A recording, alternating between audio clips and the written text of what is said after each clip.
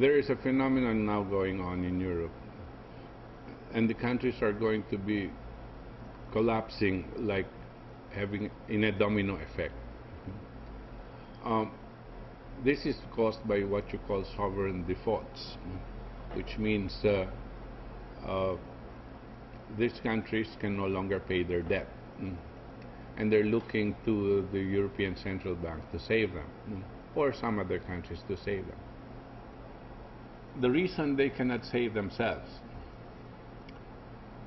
is because they have lost their sovereignty in Europe.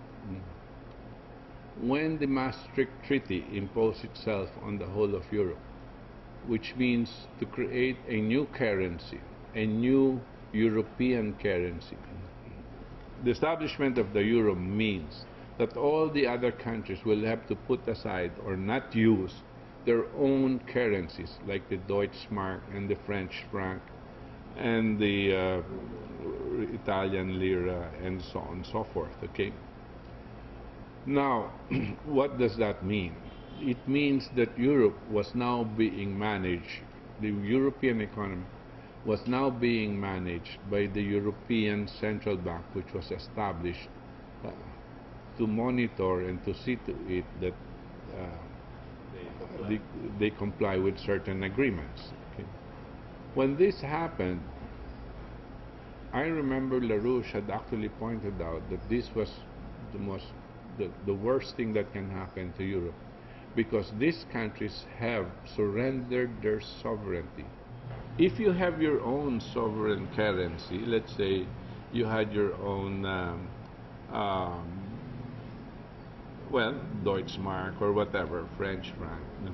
What happens is, via your relationship with the US dollar, you start adjusting and devaluing your currency versus that US dollar in order for you to be able to pay your debt. It's going to be very difficult for your people, but you will have certain means, at least, available to you to start acting and to try to stave off a collapse of your country. But in this particular case, you don't. Once you say, I cannot pay my debt, then you are at the mercy of your other creditors. And those other creditors will say, what is it that you will give me if you want me to condone the debt that you owe me? In other words, you will have now to surrender more than just your sovereignty, but your whole country. And that means, too, that you will have to impose draconian measures on your own population. That means you will have to stop giving them basic services. That means that you will have to stop, cut down on your health services for your own people. Why? Because you've got a debt to pay. And now, because this was happening, and because LaRouche had pointed out that the only way to solve this whole problem is to change the system, declare the present system of floating exchange rates as bankrupt, and go back to a system of fixed exchange rates. It's not a perfect system, but it is the only one that worked. Because of this, the British, or which is the financial oligarchy, came up with some other method. And this method was called the BRIC, in reference to Brazil, Russia, India, and China. What they had done was to create a system of carry trade, what we call the Brazil carry trade, which made Brazil initiate a expansion of its debt by attracting so-called investors with high interest rates, not on the basis of the strength of its economy, but just on the basis of being able to issue out their debts at high interest rates. And these, of course, were gobbled by different banks from different countries and resold or reissued to many other so-called investors. This expansion of debt, which was based on nothing, in Filipino we call that ampao, no? Which was based on that, because it didn't mean that Brazil can pay the debt. It just meant that Brazil was being backed up, no? by some financial network, or name like a Rothschild, no? To be able to issue debt by saying, if let's say a series of big banks would say, oh, Brazil's credit is very good, okay, that statement alone will allow Brazil to issue IOUs to the rest of the world, no? And gain a certain interest at a certain interest payment, no? Expense. Now this in turn was expanded all over Europe and was gobbled up.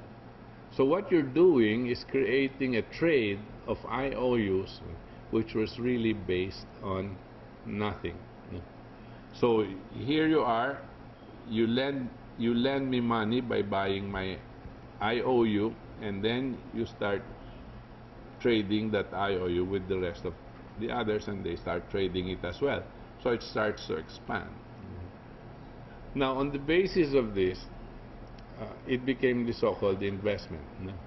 And the expansion of that credit, which is called foreign investment in Brazil, showed a GDP of Brazil to be going up. And that GDP, of course, is just figures. It's not, it didn't see any real expansion on the physical economy. It's just an expansion of so-called foreign investment, which meant nothing. No? Foreign investment is the same thing as people buying my IOUs. If I have a bond, if I issue a bond, and this guy invests in me, no? That means he's investing in my country, and it has an effect on your GDP. It's like a Ponzi scheme. No? You keep on issuing IOUs, no? And using your new IOUs to pay old IOUs. No? So your debt just keeps on getting bigger and bigger until it can't hold. You can't hold it anymore. It's just gonna go.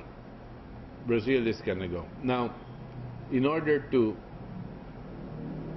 push this scheme even further, it was trying to attract Russia, China, and India into using its reserves, because a lot of reserves, a lot of dollar reserves are available with these countries, no? to invest in Brazil, no? So that is still continuously going to go on, which means use your dollars that you have to buy into Brazil so that it earns X amount of interest. I'm not sure if Russia or China or India had gone into this scheme, no? Or to what extent they have gone into this scheme. But if they did, it will just make the collapse planet-wide, no? Which means it's going to be a global collapse. When Brazil goes, the rest of the world is going to feel it immediately. The impact's going to go. No? That is the British system, no? as differentiated from the four-power solution of Lyndon Johnson. The four powers, Russia, India, China, and the United States, and getting together and declaring the present financial system as bankrupt and going back to a system of fixed exchange rates. No? And when they do this, many other nations will start to follow suit and join them. No?